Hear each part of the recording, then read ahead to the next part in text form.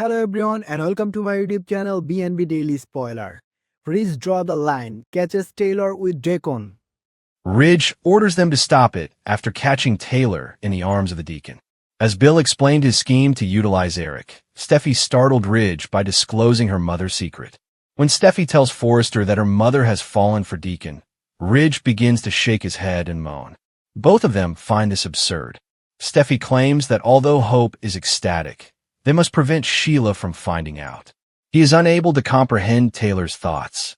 She seems to have dismissed the past between Deacon and Sheila. They are certain that Deacon has gotten into Taylor's life by deceit. According to Steffi, her mother acknowledged having affection for him. She informs her father that after he abandoned her once more, her mother went to a terrible place. He wants Taylor to be happy, but not at the expense of everyone else. Steffi clarifies that she has already issued an ultimatum to her mother. She prioritizes her children over protecting her mother. They do not want Deacon to be Taylor's partner. She believes that her mother is lost. Ridge is confident that she will return to reality. He makes the decision to go see how she's doing. Deacon won't be in her mother's life, he tells her. Taylor is making out with Deacon in her office. They shouldn't do this, she says. They breathe heavily. He declares that he intends to revive the bikini bar and convert it into his eatery. She is enabling him to reach his greatest potential. She has inspired him to strive for excellence. For the sake of himself and his children, Deacon claims he has been isolating himself from his wife. He doesn't want to lose them because they are scared of the woman he is seeing. Taylor notes that she runs a greater danger of alienating her children the closer they become. Although he detests the role she has been placed in, he believes that their relationship is sincere and genuine, and he doesn't believe she wants him to let him go. Ridge storms in and slams the door as they share a kiss. According to him, Deacon is endangering her and her family. This is over, says Ridge. Hope tries to flee after spotting Sheila as she enters Il Giardino. Sheila interrupts her to discuss Deacon's preference for goat cheese over brown butter and her favorite ravioli. When Hope asks where her father is, Sheila responds, "He's with Taylor." As Sheila describes how Taylor always manages to fit Deacon in, Hope laughs uncomfortably. According to Sheila, Taylor has revitalized her husband and their marriage. As Sheila continues talking about Deacon and Taylor's late-night therapy sessions, Hope fiddles with her hair. Hope claims she only wants her father to be content. Sheila claims that she has a deep affection for him. She goes on to say that their dad is suffering because of the conflict between her and Deke. Sheila wants for them to be family and for her to be there for them both. She persists on giving Hope additional pizza to demonstrate her ability to be kind, but it would be simpler if they both acknowledged that she is Deacon's life partner to death. Although Hope has known her all her life and has made an effort to see the bright side for her father, she is unsure of what attracted them together. It's powerful and unusual, according to Sheila. Taylor is now able to speak their own language.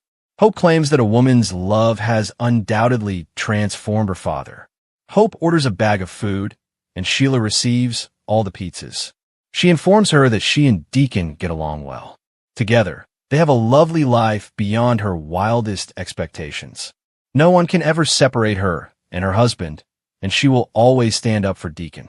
A raging Ridge confronts Taylor and Deacon as Sheila issues a cryptic warning to Hope.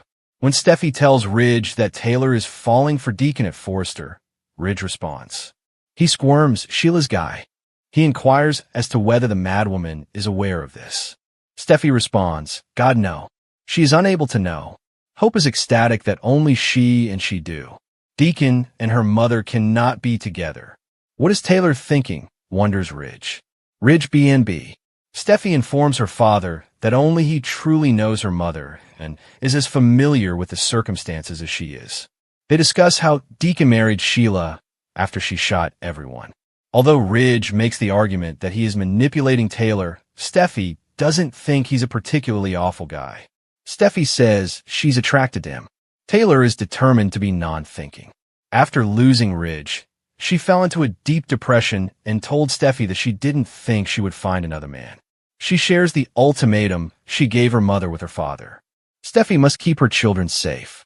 Hopefully, Taylor and Deacon will part ways. Steffi believes her mother is lost, lonely, and in pain. What other explanation is there for becoming involved with Sheila's husband TM?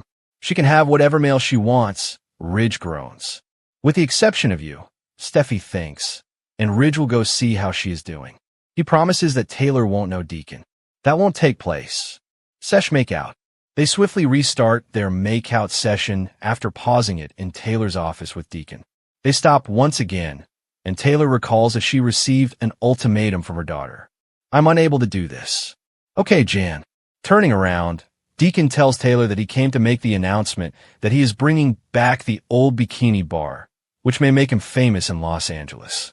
He wanted to tell Sheila first, so he said, I haven't even told her yet. She gave him a fresh lease on life and love, and said, this is all because of you. More. The first marital test for Bill and Katie? Deacon clarifies that he is increasingly excluding his wife from his life. His children are pushed away by the woman he is with because they are terrified of her. Taylor reflects that she runs the risk of alienating Steffi and her grandchildren the closer they get. Continue to ramble. Sheila asks Hope, who she sees at Il Giardino, what she thinks of the weekend specials. After choosing some pasta, Hope calls her father. He's with Taylor, Sheila chirps, so he's not there. When Sheila boasts about Taylor always fitting Deacon in at the conclusion of her workday, Hope chuckles uneasily. After the gushing about Tay starts, they head to the bar, where Sheila talks endlessly about how wonderful their marriage is right now and how it's the life she's always dreamt of. Hope is asked by Sheila to assist in bringing Deke around. She desires a greater role in his life. You two are family, and I want to be there for you both. Accepting her as Deacon's life partner would greatly ease his situation. Yeah, until death do us part. We've never been close, Hope says subtly, unable to comprehend what it is that brings Sheila and her father together. They speak the same language, which makes Sheila smile. Taylor also says it now. Hope cryptically reflects that her father's love for a woman has undoubtedly transformed him. The last scenes. Hope receives an overabundance of pizza from Sheila to take home. Sheila wants to tell Hope more about how well she and Deacon get along, but Hope tries to leave. I will always fight for Deacon, and no one will come between my husband and me, concludes the lengthy outburst. She is concerned because Deacon has been at Taylor's office for a long time. She makes him think about Steffi's command. What about her happiness? Deacon doesn't want to see her lose her family. This is authentic. I don't want you to leave. Ridge enters and slams the door as they're making out once again. Remove your hand from her, he snarls. B&B at Taylor Deacon Ridge. He shouts at Deacon that he is endangering Taylor. He is endangering her entire family. This is over, he says. Sheila Carter is being written as if she were brand new by B&B. Please, girl. It's not enough to simply reset a symbol. History matters. Sheila Carter isn't a character who shows up late. Throughout the young and the restless and the bold and the beautiful, she handled plots of obsession, kidnapping, attempted murder, and horrifying resourcefulness. She is a multi-decade invention. The emotional stakes that so many characters on canvas have endured are erased when you write Sheila as though she's a blank slate or as a likable but misunderstood grandma in waiting. The discovery itself had dramatic payoffs, and the showrunners did provide viewers with a neat explanation: the doppelganger angle, the toe clue, and the corpse mix-up. Sheila's past should be a live part of the script, not optional lore. Thus, it is a mistake to bring her back with it merely as sporadic props. A recollection here, a faint illusion there. The act was acknowledged in the show's press and promotions, but the scripts haven't always respected the awkward moral and psychological fallout. Many fans are vocal about the fact that they are not blind. As expected, there has been a mixed reaction. You can't replace that charisma, so there's real delight in seeing Kimberlin Brown, who has dominated the part for decades, return to terrorize characters and eat scenery.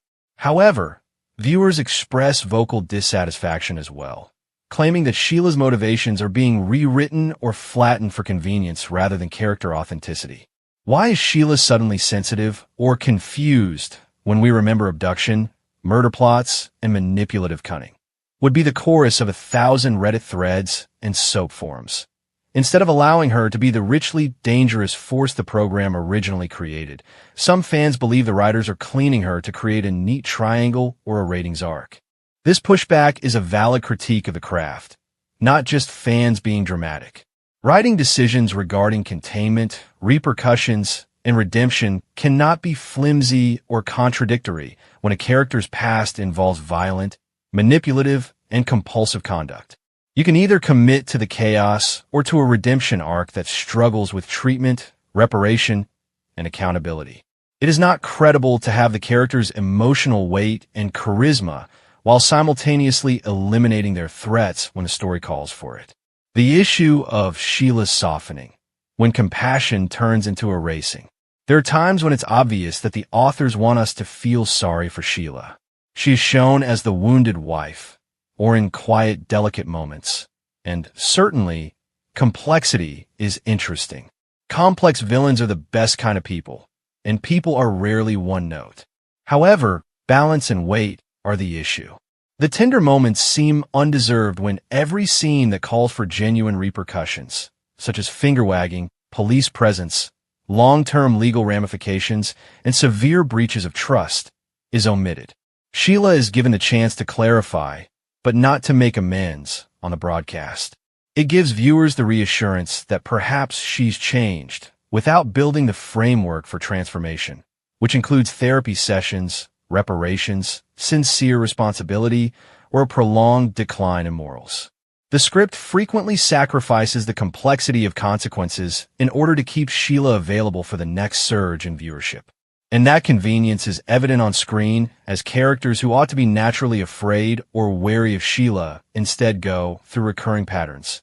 Shock, a smack, and then back to work. Where is the chronic paranoia?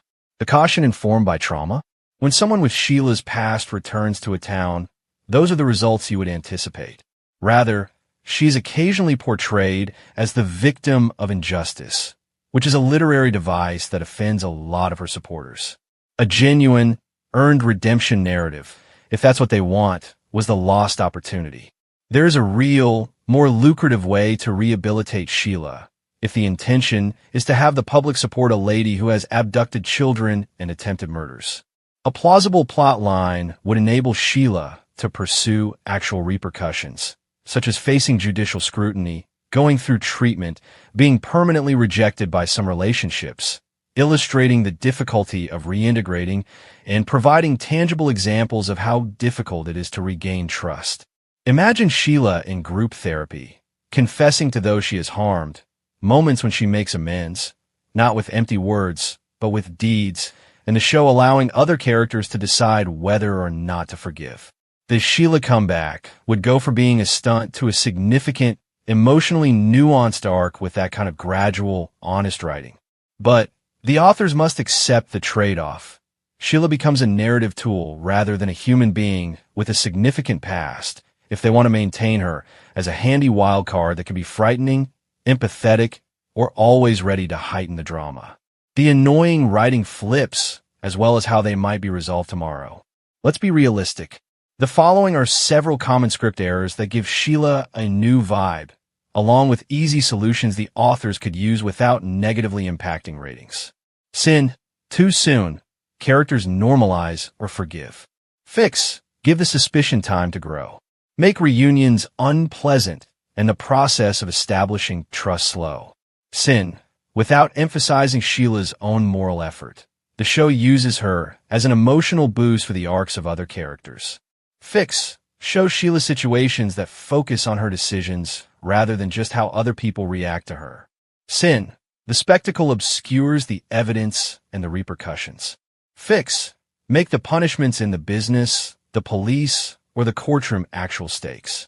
Allow her to suffer social and legal consequences that go beyond one incident. Sin, for convenience, the side characters switch positions. Solution, make alliances more expensive. If Ridge or Brooke choose to protect Sheila, demonstrate the consequences of their actions.